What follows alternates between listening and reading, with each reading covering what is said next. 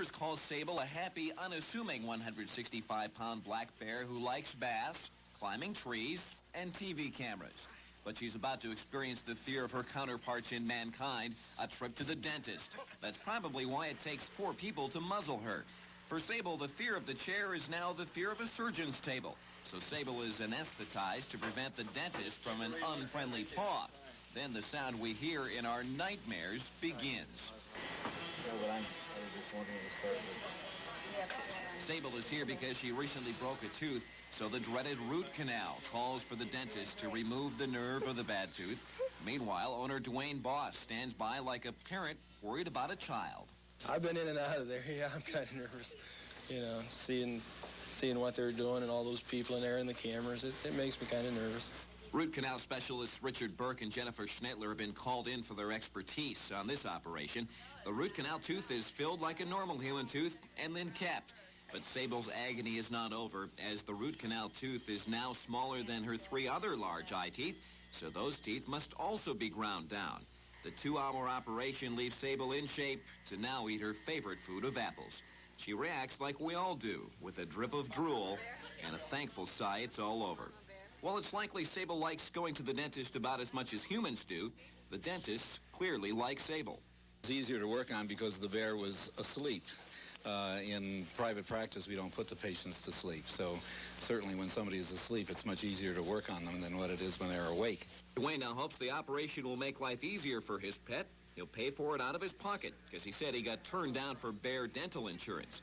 And now Sable has learned going to the dentist is nothing to sneeze at, but at least it's finally over. In Canton, Ross Kirchis, News Channel 5.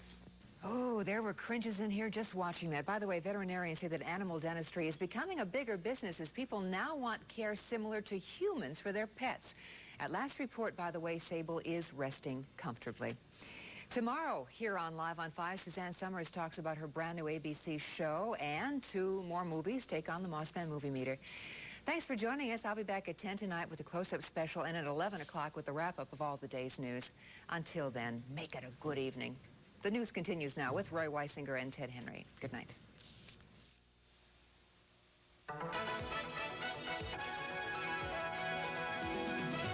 From News Channel 5, Cleveland's live 24-hour news source continues.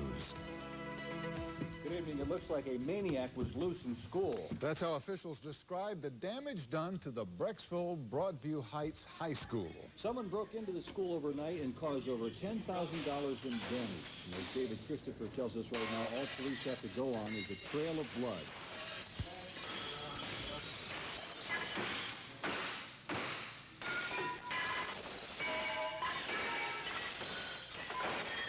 Throughout the day, the sound of shattering glass replaced the usual sounds of teachers and students in the classroom.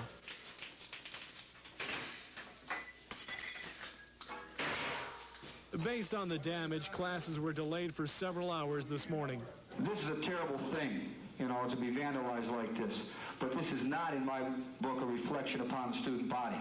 Display cases, windows, spots for anywhere there's glass, a courtyard, the glass that goes to the courtyard, door windows completely broken throughout a circle of our building. This is just one example of what it looks like throughout the first floor.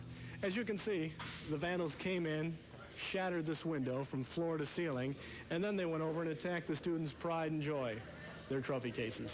It represents a lot of hard work and dedication, and for everyone who had something in there that represented them, I mean, everyone is hurt over it. Despite the damage, absolutely nothing was stolen.